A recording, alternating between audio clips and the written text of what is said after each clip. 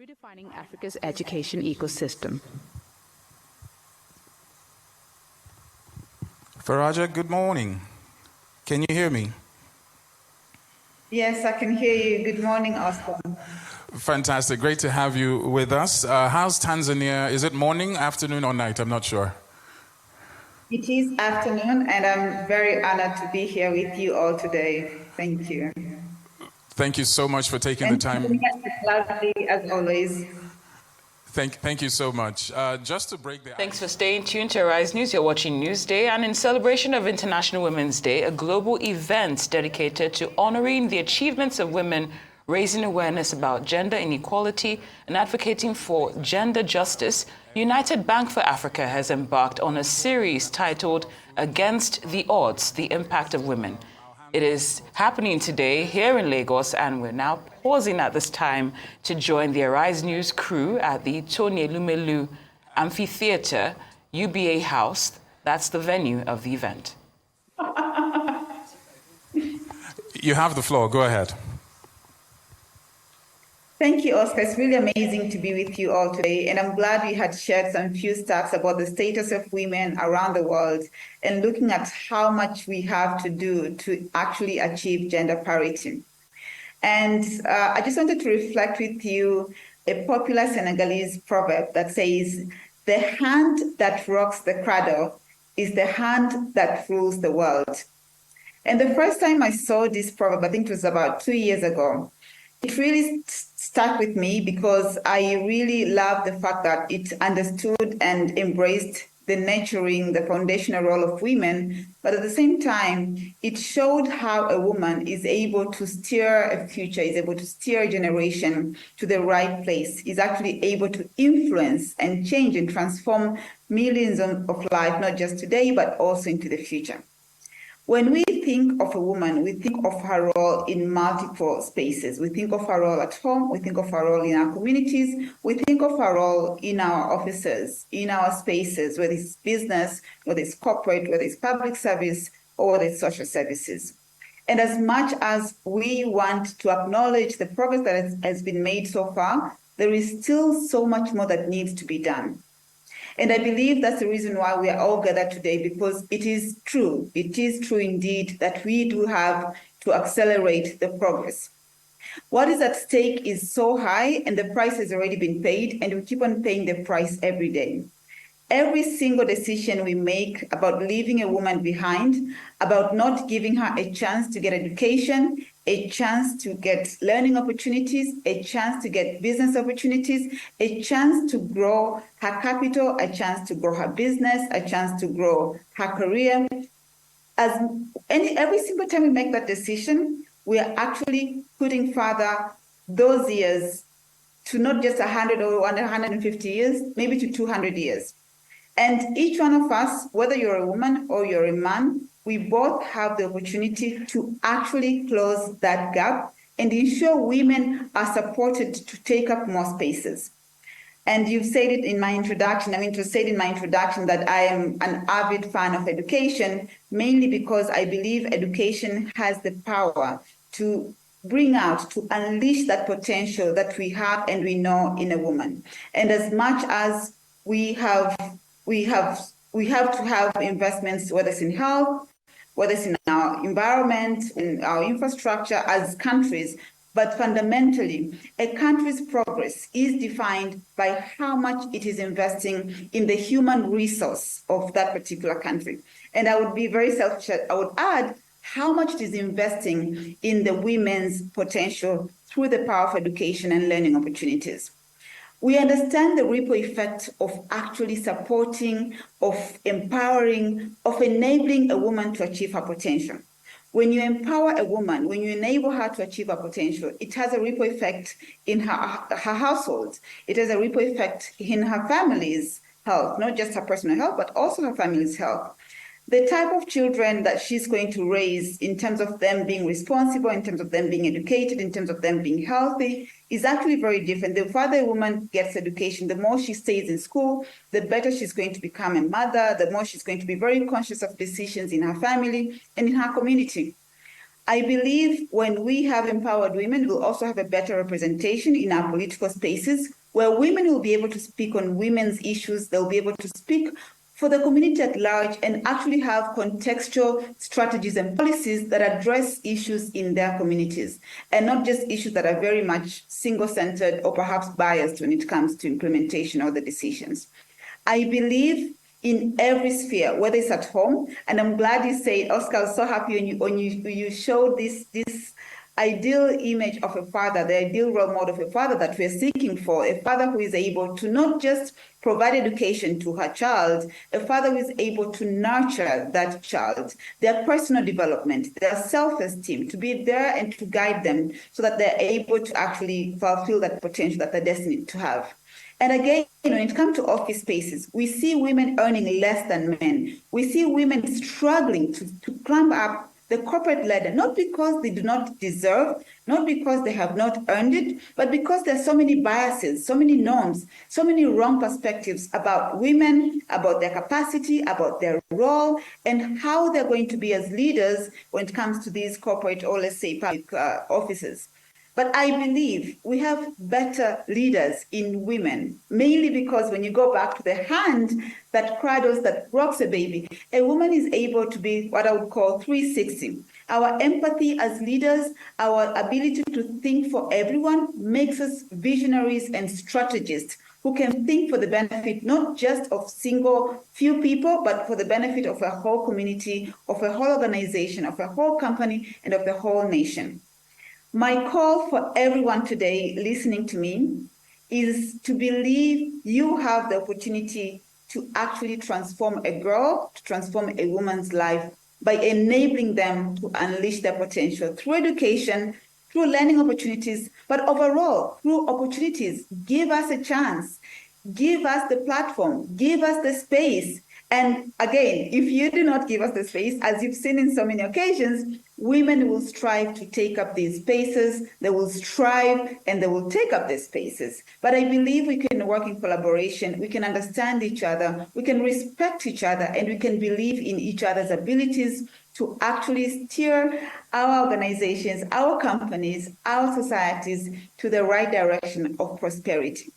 I thank you all for listening to me, and I'm so grateful to be with you all today. I believe we can all accelerate progress, and it starts with you and I. Thank you so much, Oscar, and thank you, everyone. May God bless you. Thank you so much, Faraja. That was well said, and of course, very salient point you did mention there. Please do not leave us just yet, and I hope you stay till the end of this session. We'll be back after the break, and you'll get a chance to meet our very distinguished lineup in terms of female leaders who have carved a niche in their several industries, but not only have they entered the industry, they've excelled and they've dominated. We'll be right back. It's still the UBA Business Series.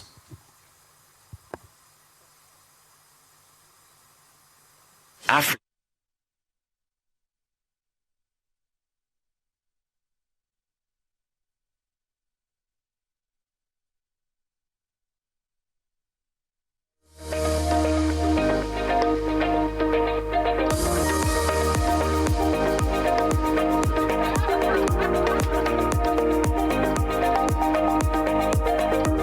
Rise and shine, Nigeria. Your mornings are our passion. Start your day with us, Nigeria. Together, we make mornings better. Wake up and thrive, Nigeria. Your mornings are our dedication. A new day with you, Nigeria. Your mornings are our commitment. Join us every morning, Nigeria. Your mornings are our priority.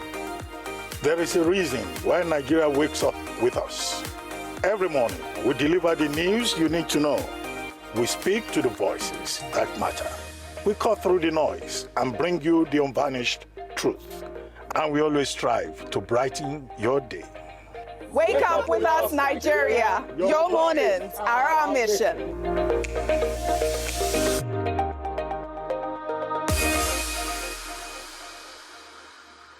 In progress. We're more than just a bank. We are a partner in your journey. a supporter of your dreams, and a builder of a brighter tomorrow. Every interaction with UBA is a step towards a future where possibilities are limitless and dreams are realized. United Bank for Africa, where ambitions find a home, and together we shape a better world. United Bank for Africa. One brand, global influence. United Bank for Africa, Africa's global bank. Great to have you back. Still live from the Tony Lumelu Amphitheater right here at the headquarters of Africa's Global Bank in Lagos, Nigeria. This is the UBA Business Series, and if you just joined us from wherever you are in the world, great to have you with us. This is also streaming live on our YouTube page. That's at UBA Group. So if you're watching us live on television, thank you for joining us, but the conversation does go on our YouTube channel. And if you're a businesswoman out there, or you know a businesswoman who's interested in having $1,000 extra in the coffers for her business, feel free to scan the barcode that will come up during this conversation.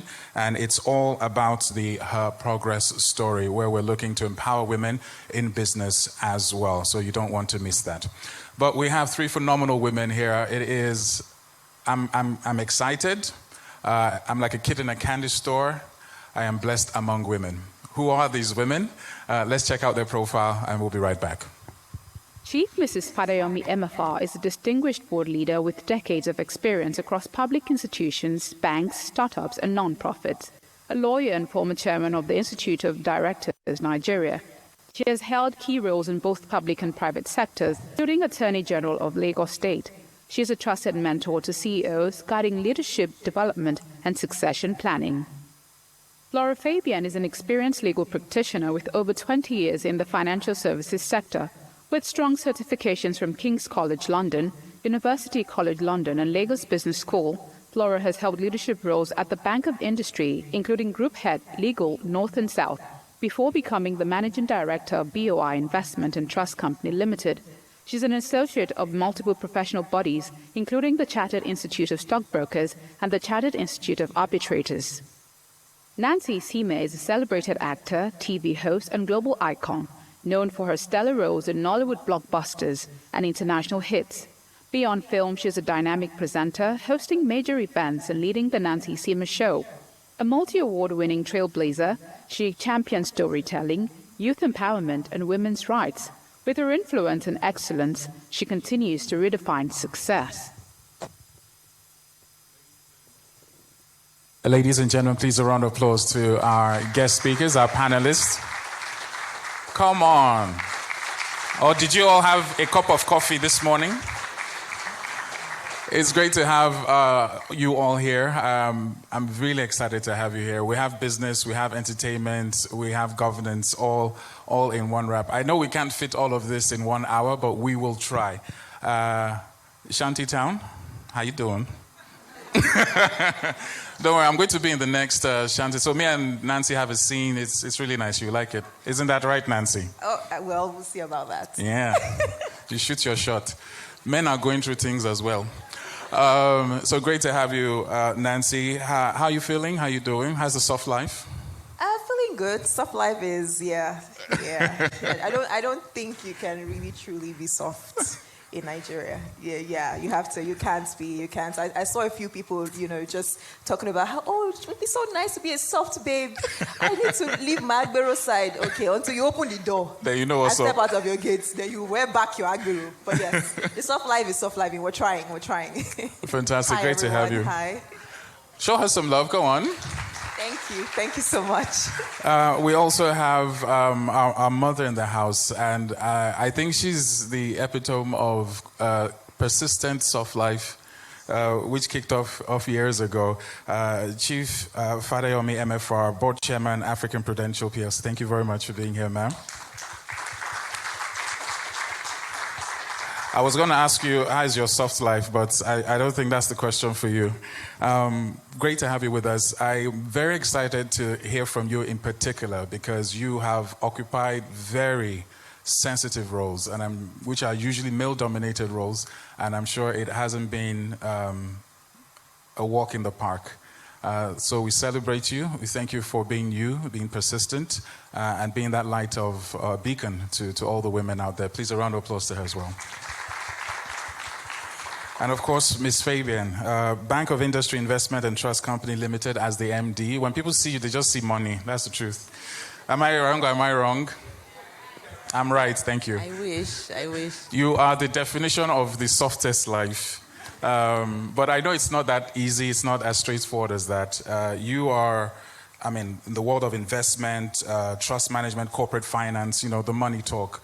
Thank you for gracing us with your presence. You are the money woman, so I'm sure a lot of women here and those joining us online will have a lot of financial questions to ask. But generally, just to kick off the session, but before I move on to that, some housekeeping rules. For those who just joined us, we are live on television. That's on TVC and Arise. Thank you very much for being part of this, media partners. And also on YouTube, that's at UBA Group. So if you have any questions, you can put it in the comment section of the YouTube channel, and I'll be sure to take those questions when that time. Let us know your name and who the question is for, so that we can run through this. We don't have that much time. Now, each of you, like I mentioned, have excelled in various industries. So there's finance, corporate governance, entertainment. Can you share with us one significant challenge in a nutshell, just one that it sticks out like a sore thumb, and how you overcame it? I'll start with Chief Mrs. Fadayomi.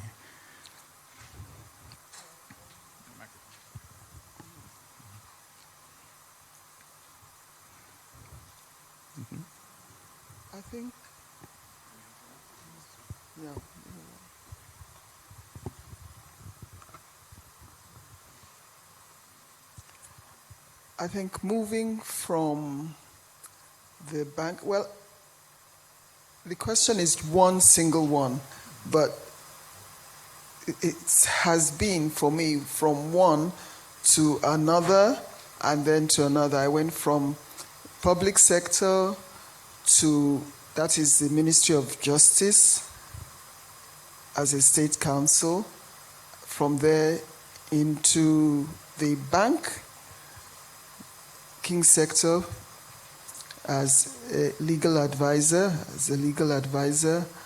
and then from there back to the Ministry of Justice, but as Attorney General. And for me, even though, of course, it's by appointment, but justifying your being there, I think that's what I felt as the biggest challenge. I was appointed there, and to the disbelief of many in the public, because I would say, first of all, the whole of our cabinet, I think we were under 40, and that was very, very, very new then. We were mostly in our 30s, and we were called the Eaglet commissioners then. And apart from that, you are now a woman. At that time, almost statutorily, it was mandatory that one woman must be on the board, on the on the executive board. Now that seems like, what are you talking about? But yeah, before, cabinet members were all male, and it was accepted. So for the first time now, we had one woman to be on that cabinet, and therefore you would be tried in different ways. As Attorney General, you are facing battles every day. Every day is a challenge, and when you're seen as a woman, it's kind of, we can challenge. Yes, we can challenge. But I found that as the most challenging part in maintaining and staying there as Attorney General. I think that for me it was. And there was nothing you could take for granted. It's as complicated, I can imagine, as it sounds. I can imagine. And every day there's a searchlight on you every single second. Yeah. What about you, Flora? one single challenge that you faced and have overcome. Okay, it's difficult to narrow it down to one single challenge. I think what Chief Mrs. Fadayomi was alluding to is that we need, as a woman, to prove yourself even more than men have to. You've risen to this position, yet there's that questioning, like, does she deserve to be there? You know, you have to prove yourself twice as hard as a man. You know, when you're collaborative, they say you're weak. When you're assertive, they say you're too aggressive. It's all sorts of things. It's the undermining of your position, the questioning of your expertise, the second-guessing everything that you do. And it's there. I mean, a lot of organizations are doing so much now. But when push comes to shove, the systems that are designed to protect you, you know, to elevate you as a woman, they fail you if that system is called to mediate a particular situation that you're going through. If you dare to call it out, that system, 9 times out of 10, I think, will fail you. Nancy?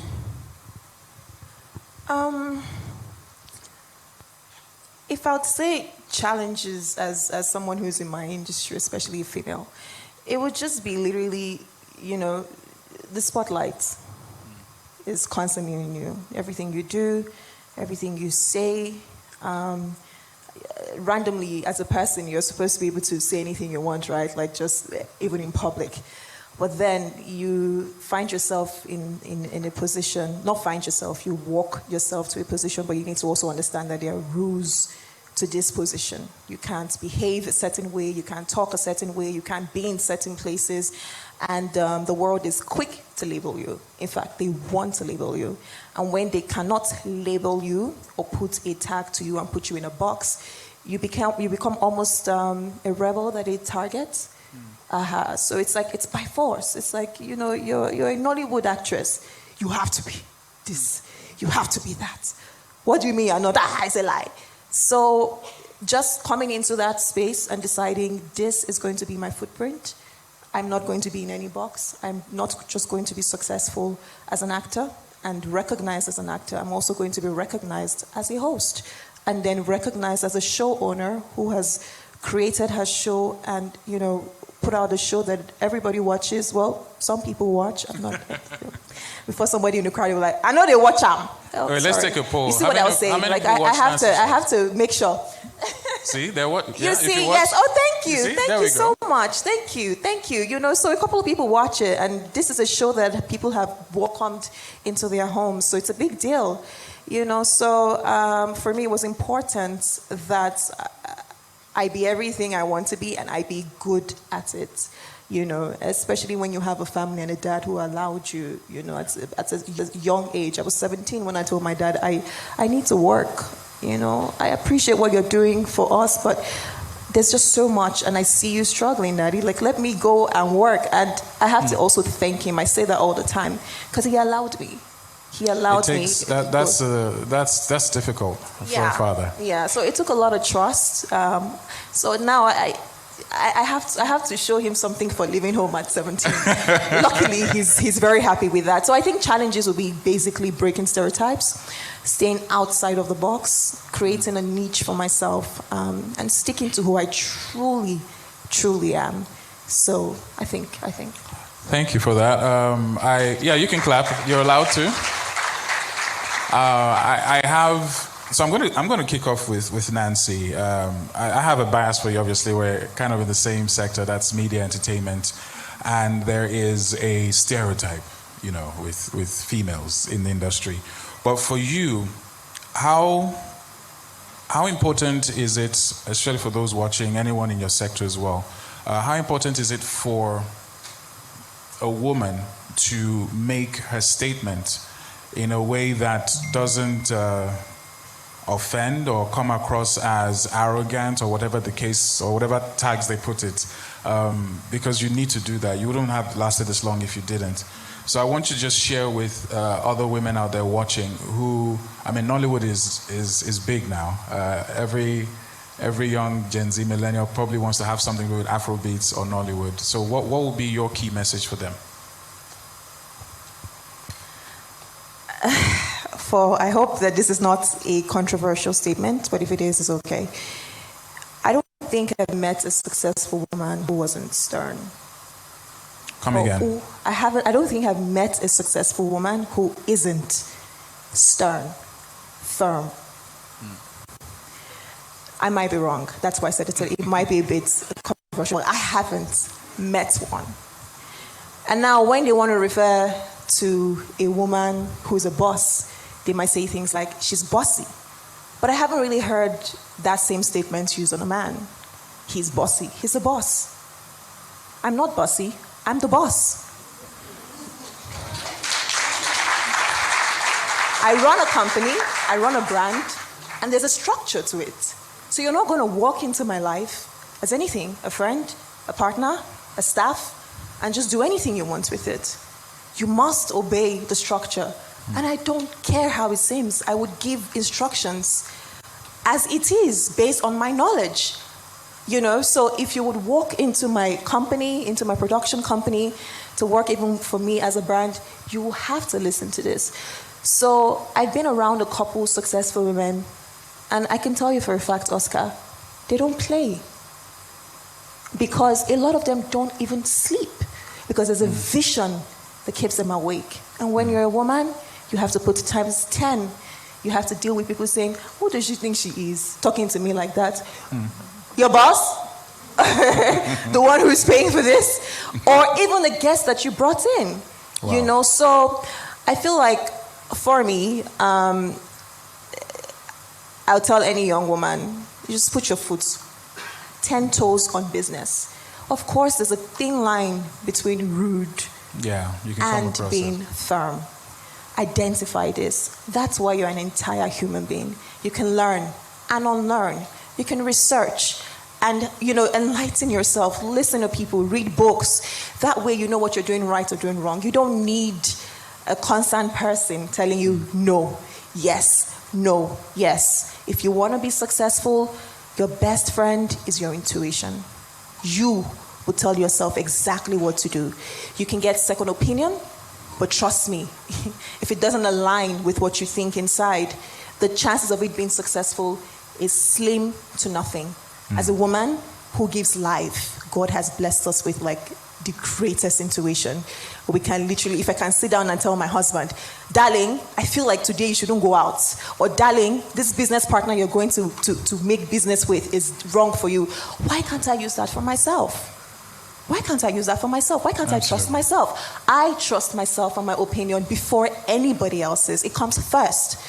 So if I would tell a young woman right now, of course, if you've heard from a few people that you're not really, smart, it's okay. You can probably now try to say, okay, I beg, help me. But if you know for a fact that you're an honorary student, not even forget about school, if you know that the things when they come out for your mouth, a company hired you, right? Put you in a position. They trusted you with that. Yeah. So that already is trust. It's now left for you to show them why. You know, I say something all the time. I'm so sorry. I say in every single work gathering, in this, in anything, anywhere I step into, I will never be the weak link. Never be the weak link. So I do everything I can to go in that direction. And that pushes you. That when you see somebody else out walking, you're like, I will be there. I cannot be the one they refer to saying this is why the work did not work. So always put your mind that you're never going to be the weak link. Trust yourself. You give yourself the best advice. I promise you. Just trust yourself. Yeah. Great. I see a lot of ladies in the house nodding their head like, it's deep. It's deep. Now, the word boss is usually associated with position, with power. And with position and power, money plays a role. Men traditionally have... they have that money. It gives them a certain level of power. My next question is for Flora. When it comes to building financial stability, especially for women, it's very easy to be a boss on a business card, and if the account is not bossy, it will be difficult to assert, your authority. So I wanted to come to you because of what I would like to call, what are the practical steps, all right, when it comes to women securing, themselves, either for their family or for their business. You're in the finance, you know a bit about this. So to build generational wealth, not just for themselves, but for their children, what are the simple, easy steps that women should take? Call it a crash course. Okay, I think the simplest and easiest way to financial stability and generational wealth is to marry well. Find a rich husband. That's just... I didn't see that coming, actually. I thought it was like savings and bonds and investments. Fine man. I am kidding. Please. Wow. Should we off the mic and the internet? I am surprised that we're clapping for that. That is the fastest way to getting wealthy and also getting yourself into trouble, because we also want financial independence, right? So, with that being said, I was joking about marrying well, but then your life choices are important. Your life choices are very, very important. Who you partner with in this journey called life is absolutely critical to your ability to build financial stability, or to have financial stability or build generational wealth. And what I mean is, you can't be working at cross purposes with your partner. You know, if you're married to a GQ Benga who wants to drive the latest car, you want to be carrying Birkin and all of that, well, sorry, it's working at cross purposes to any goal that you might have towards financial stability or building generational wealth. And generational wealth is about having enough money to look after yourself and then to leave something behind for generations to come. So the first thing that you need to do in terms of practical steps is to budget, right? You know how much you earn. Where is your money going to? What are you spending money on? You can't live the Ashwebi life. Every party is a new outfit, and you know that those things zap money. Before you know it, you are spending all of your money. You are not saving anything. So where are you spending your money? Are you budgeting? And then this life is the journey to generational wealth it's something that we call, it's about planning your estate. So there's a point where you acquire and you accumulate wealth. Then you also consolidate that wealth and grow the wealth before you can think of transferring the wealth or distributing it. So 3 phases. You need to first be earning substantially. So 3 phases. Yes. So you marry your husband, then next phase? Well, leave that side, because not everybody that is going to marry. But basically, you're gathering, you're acquiring wealth, whether it's your job, your side hustle, whatever it is. You gather this wealth, and it's important to now put it in things that would multiply it. You have to understand compounding. You know, start small. It's not about having tons of cash and, you know, saving it, putting it into something. It's about starting small. Whatever it is that you earn, set a little bit aside and it will grow. You also have to educate yourself. Where do I put my money? What's going to work? Seek advice from professionals.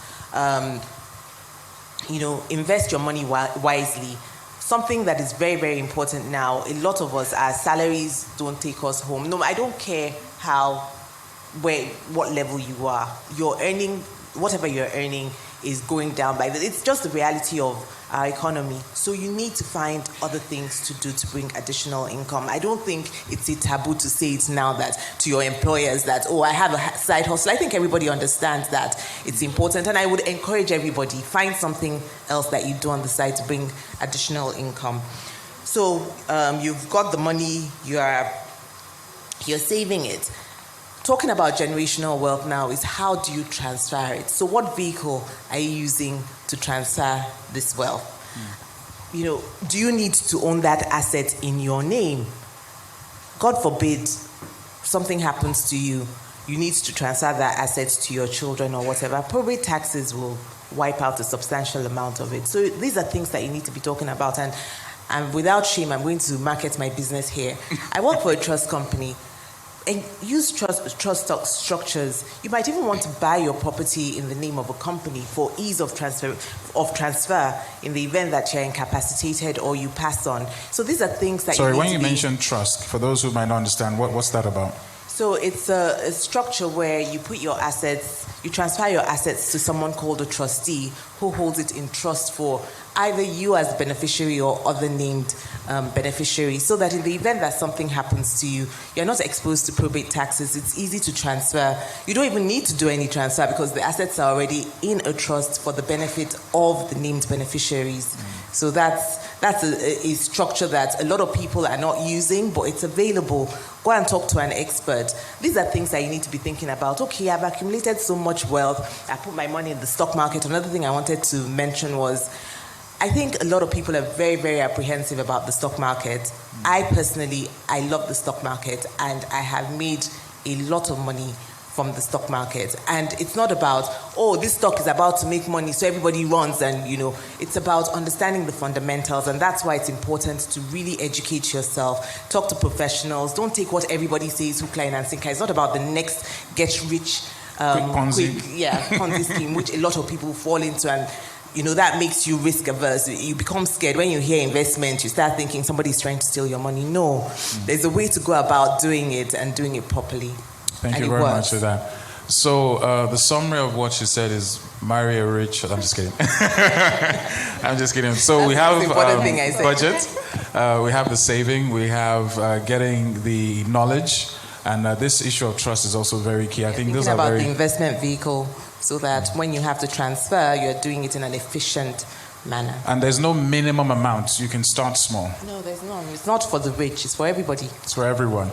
And talking about starting small, UBA also has a product out there if you're a businesswoman or a woman in business and you want to add $1,000 to your coffers.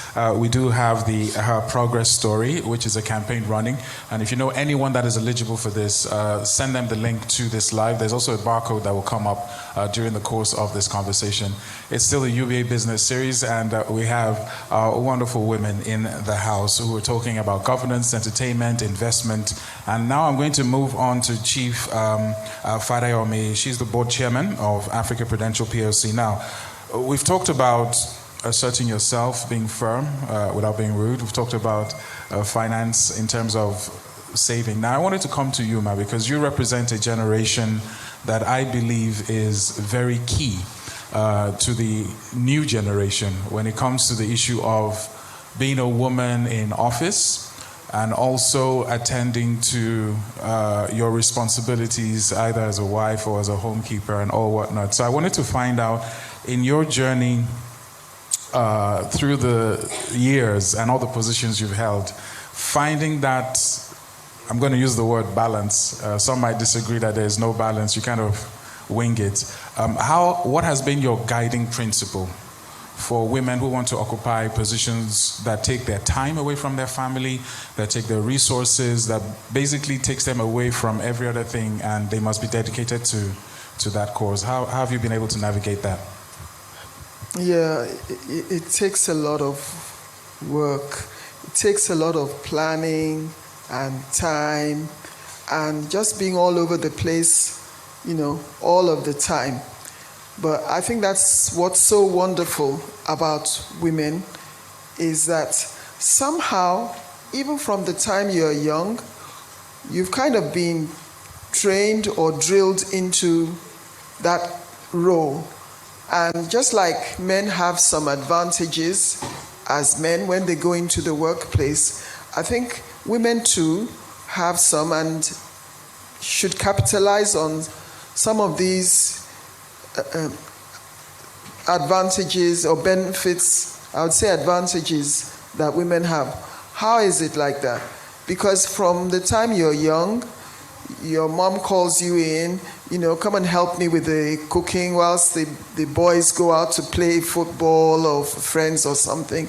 And, you kind of, sometimes you may not be too happy, but on the whole, you don't question it. So you're used to helping out with the family in the kitchen. Maybe if somebody is sick too, they're okay, go and take care of this, at home.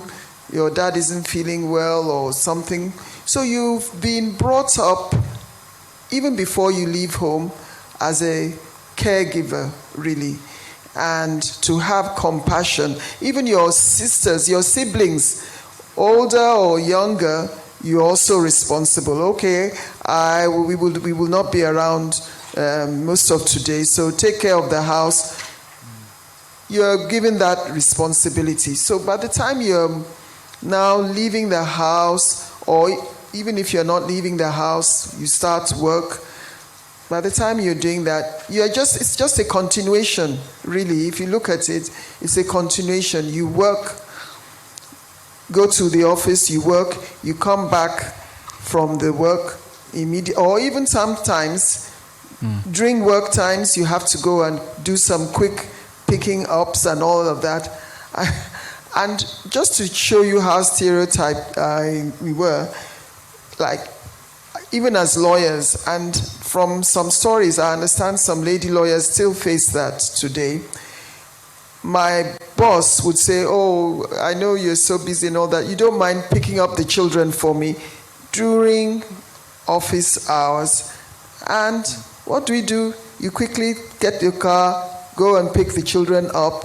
You come to work, you've done your own picking up of your own children, you get to work, go and pick up your boss's children, come back again, and at the same time, quickly you're phoning them at home, what to prepare or to find out how they have been prepared. So you're just used to juggling all those kind of things and still be very present at work. I also noticed something about one of my bosses, because I noticed that he would be responsible for so many of the things at home too. And I'm wondering, well, I do that. The children are going to school for the first time, they're going to boarding school, I take them. But for many men, they actually have that responsibility.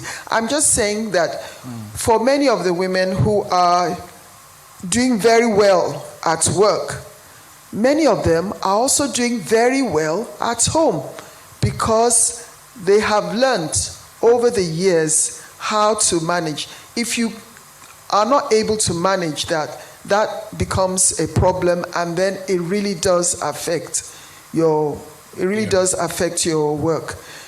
And I would just say that it's just that little bit of extra hard work or extra work that women are lumbered with, but which we love.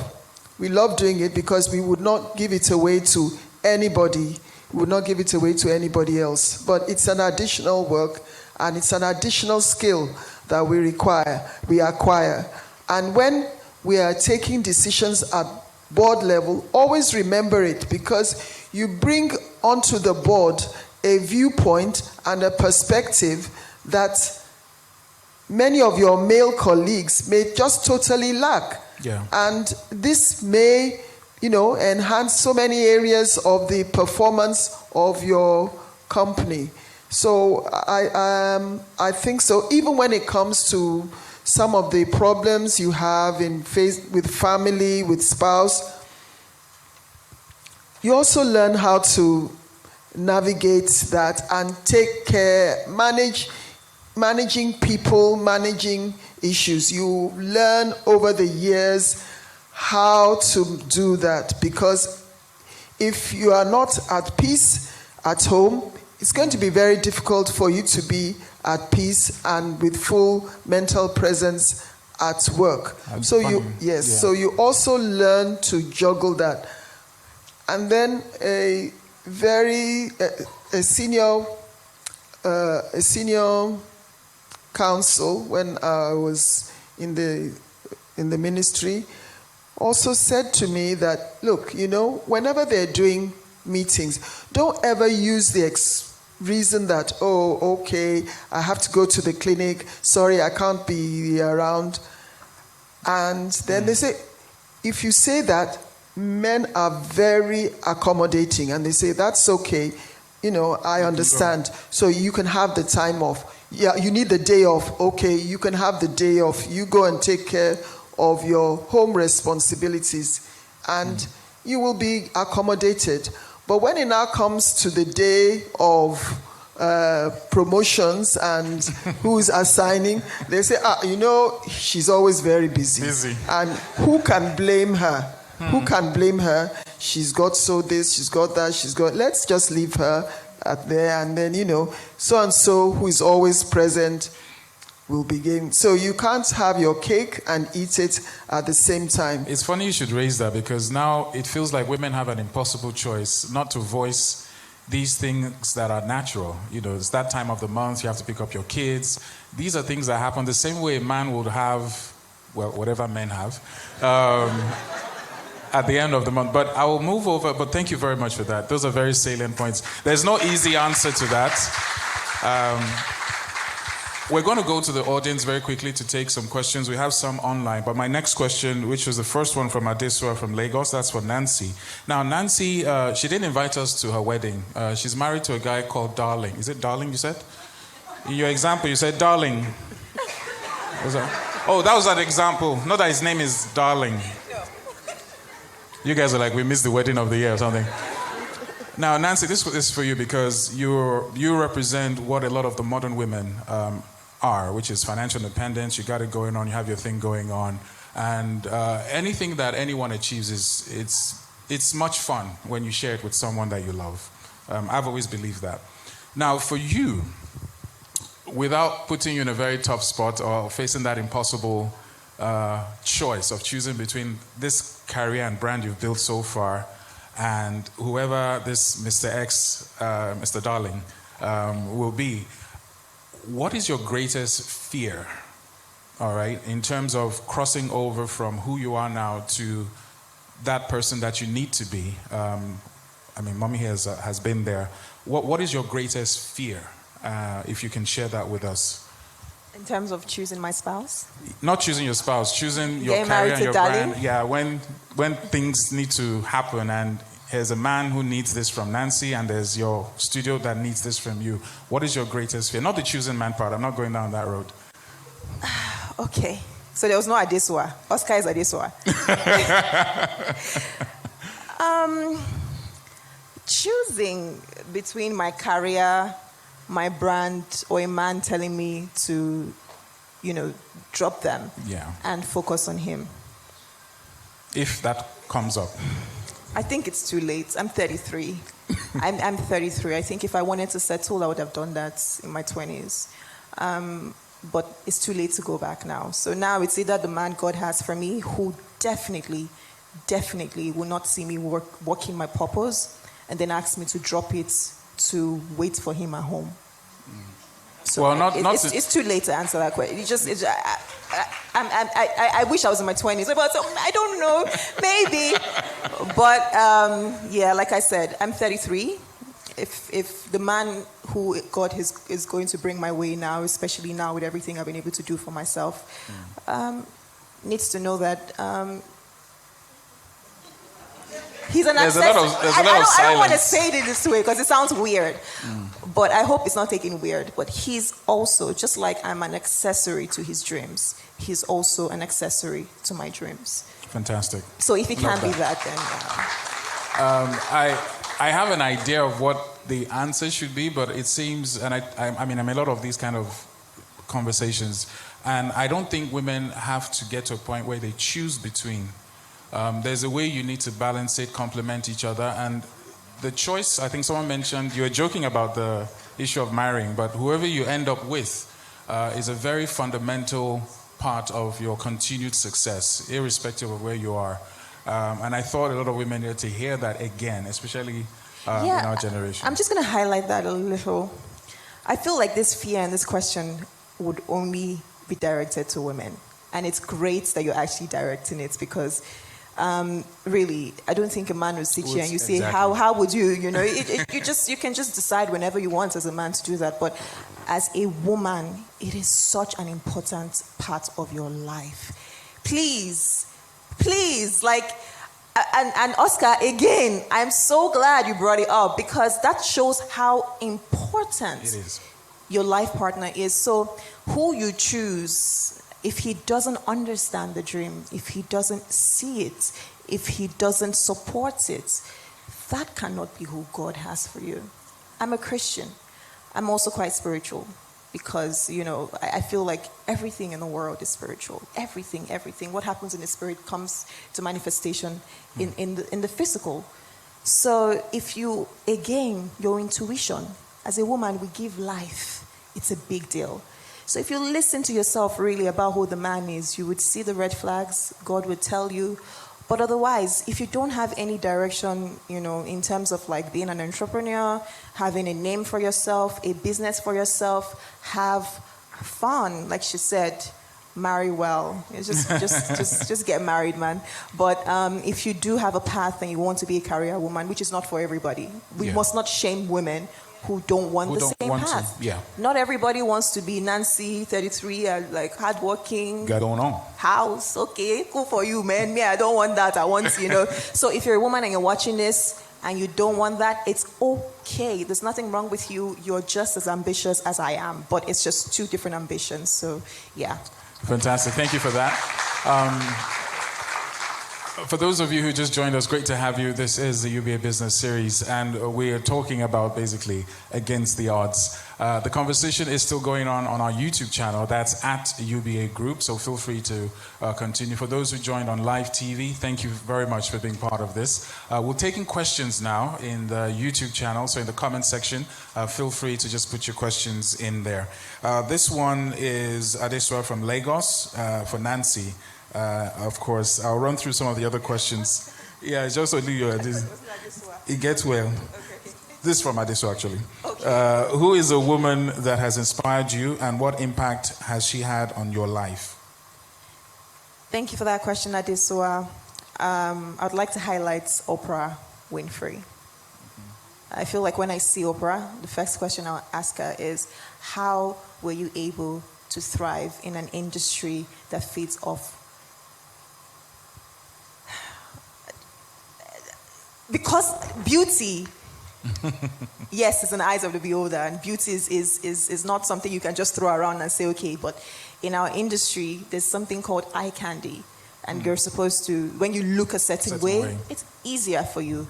Then when you now sabi the walk, like I say, it's even times 10 easier for you, because it's like, okay, fine, she's pretty, she has brains, she's good at her job, perfect.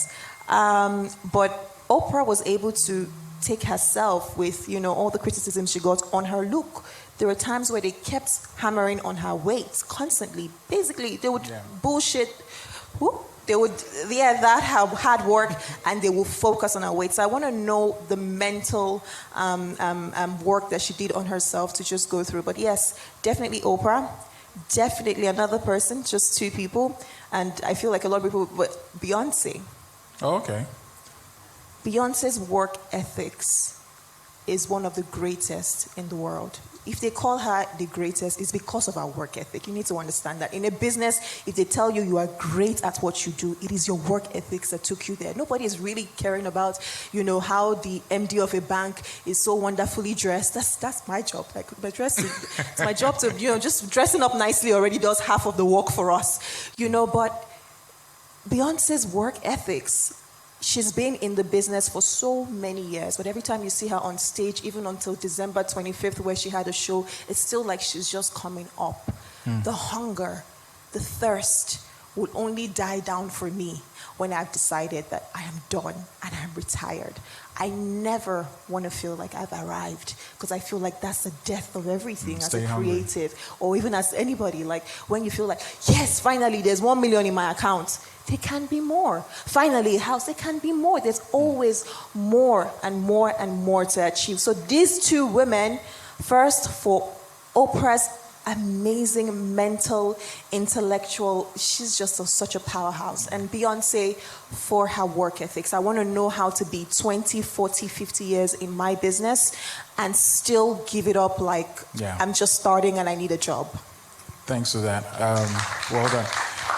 I have Chinwe from Abuja. This is for Flora. What's one stereotype about women in business that you believe needs to change? It's Chinwe from Abuja. Thanks a lot, Chinwe, for that. A stereotype of women in business. Well, I think it's the whole narrative about, being aggressive.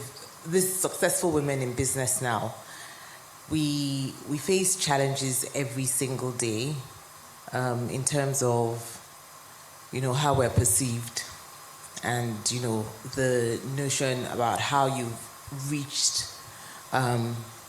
the heights that you've gotten to, what was your journey there. And there's that, constant undertone of second guessing, saying that there's always a reason. It's never really about your expertise or your competence. That's never what has gotten you there. There's always some side story that needs to be told. And I think that's what was the question again? The stereotype. That's one stereotype. Yeah, so there's always that something, a story about, why is she, how come she's the MD of Zenith Bank or whatever. There's a story. Why does it have to be that way? It really doesn't have to be that way. A lot of the time, women get to the positions that they are at just by the sheer dint of hard work. They're competent.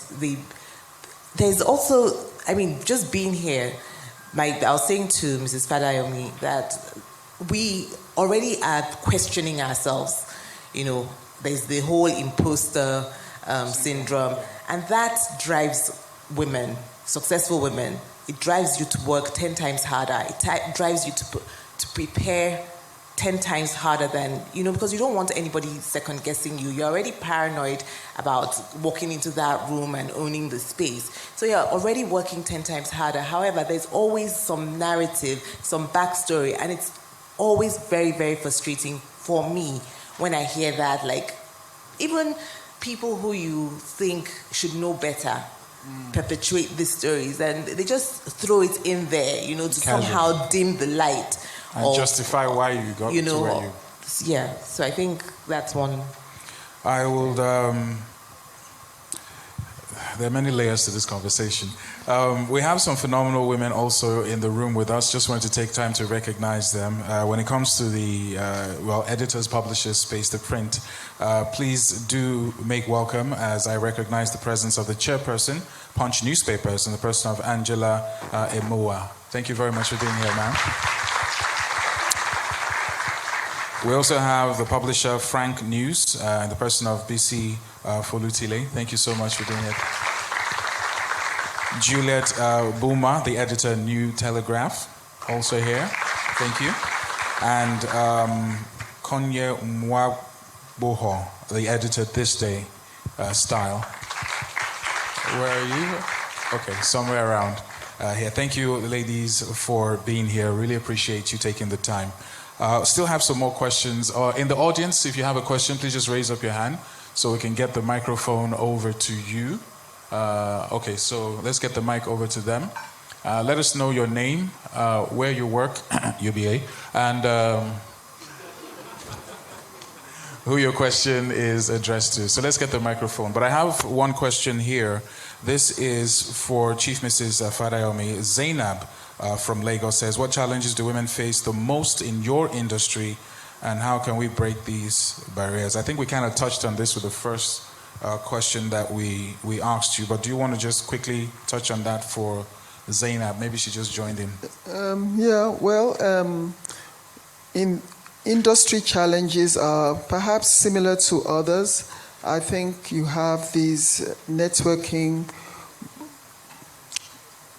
issues, being part of boys' clubs.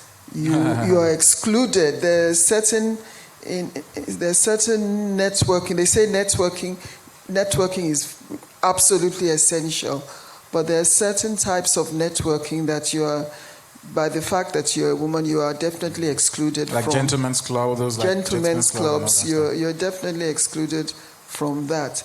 As a time, I mean, you cannot be going out very late at night, and that's often when some very key meetings are held. You say, okay, we'll see, maybe around 12 o'clock. Very comfortable with that, and it goes on till about 3. Definitely you are out of that too. And then... But are you, sorry to interject, I just wanted to, because it's a very interesting point. Are you really out of that? In the sense that if there are women who are seen at a place, lounge, bar, rest, whatever, at 1 a.m., why is there a little or a lot of bias as to what's she doing out here? Why is that narrative is so propagated? Yeah, that's a good question, because like my generation now, yes, it would have been, but for women upcoming now, it's not so much of an issue. It's not so much Nancy, of an you issue. agree? Yes, a lot of things are not so much. I mean, for lawyers, in my, I don't know, I would say whether my industry, I would say corporate industry, as well as legal and everything, you know, just being in the corporate world, I would just say that you really do need to belong, though, and it's much easier for the younger women, the women now, to have that freedom. So I really don't think that there's any issue, many other issues that are so critical. Apart from that, you just have to do some elbow grease and hard work. I don't think. It has been lifted to that extent. Barriers from home, cultural barriers, you may not. And that is Miss Eniola Fadayomi, Flora Fabian, and Nancy Sime for an event hosted by Oscar in the City. Oscar Oyinsan, UBA Bank, celebrating International Women's Day 2025 with this special business series. You're still watching.